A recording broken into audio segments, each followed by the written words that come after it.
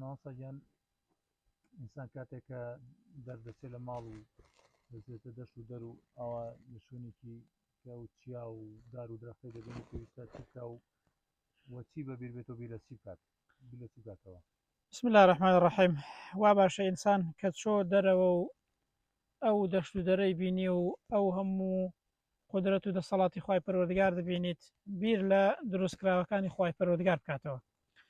خوای گەورە سەرنجمان ڕادەکێشێ دەفەرمێ قل سیروا فی الأرض، بڕۆن بە زەویدا بگەڕێن، بەڵام فانظر كيف بدأ الخلق، بەڵام تەماشاکەن چ بکەن، فانظروا كيف بدأ الخلق، تەماشاکەن بزانن تاخوا ئەو کەون و کائینات و بوونەوەرە چۆن دروست کراوە.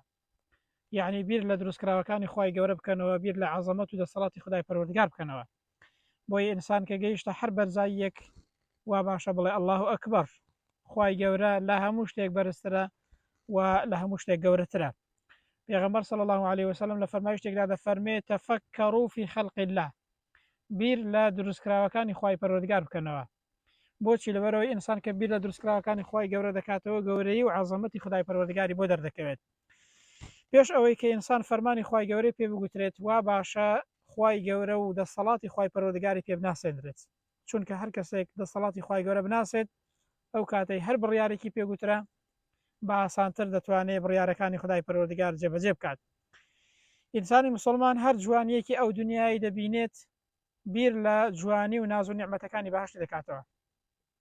هەندێک لە زانایانی سەلەف کاتێک کە دەچوونە بازاڕی شتێکی جوانیان دەبینی، میوەجاتێکی جوانیان دەبینی، یاخۆت دیمەنێکی جوانیان دەبینی، تەماشایان دەکرد، بیریان لێ دەکردەوە، داوایان لە خوای گەورە دەکرد کە خوای گەورە وێنەی ئەو ناز و نیعمەتیان لە بەهەشتی پێ بدات.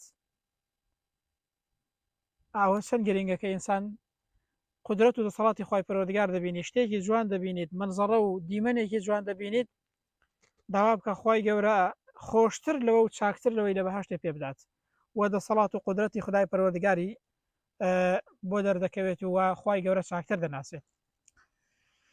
دەڵێن لە پیاوێکی ئەعرابیان پرسیوە، گوتیانە خوای گەورە دەناسی؟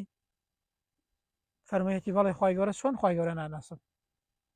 گوتیانە جا بەچی خوای پەروەردگار دەناسی؟ گوتیەتی کاکە دەبینم وەختێک کە وەڵاخێک خۆشترێک بە شوێنێکدا دەڕوا شوێن پێیەکەی دەردەچێت، وەختێک کە دەبینین لە شوێنێک پیساییەک دەکات، دەزانم ئەوە وەڵاخێک حیوانێک بەوێدا ڕۆیشتووە، شوێن پێیەکەی دیارە و ئاسەوارەکەی دیارە، بەوە دەزانم کە ئەو ڕێگایە حیوانێکی پێدا ڕۆیشتووە. ئەدی ئەو هەموو دەسەڵات و قودرەتی خوای گەورە و ئەو هەموو ئەرز و ئاسمان و کەون و کائیناتە بەڵگە نییە لەسەر قودرەت و دەسەڵاتی خوای گەورە، و بەڵگە نییە کە ئینسان خوای گەورە بناسێ، بزانێت کە ئەو بوونەوەرە خوایەکی هەیە و خاوەنێکی هەیە، بەڵگەیە لەسەر ئەوەی کە ئەو بوونەوەرە خاوەنێکی هەیە، خالقێکی هەیە کە ئەویش ئەڵڵایە و دروستکەریەتی. ئابەوە خوای پەروەردگار دەناسم. بۆیە عومەری کوڕی عەبدولعەزیز دەفەرمێت بیرکردنەوە لە ناز و نیعمەتەکانی خوای پەروەردگار چاکترین عیبادەتە.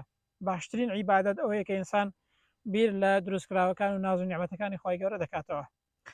ئەنجا حەسەنی کوڕی عامیر دەفەرمێت بیستراوە لە زۆرێک لە هاوڵانی پێغەمبەری صلی الله عليه وسلم کە گوتویانە نوری ئیمان و ڕۆشنایی ئیمان لە بیرکردنەوە لە دروستکراوەکانی خوای پەروەردگاردایە.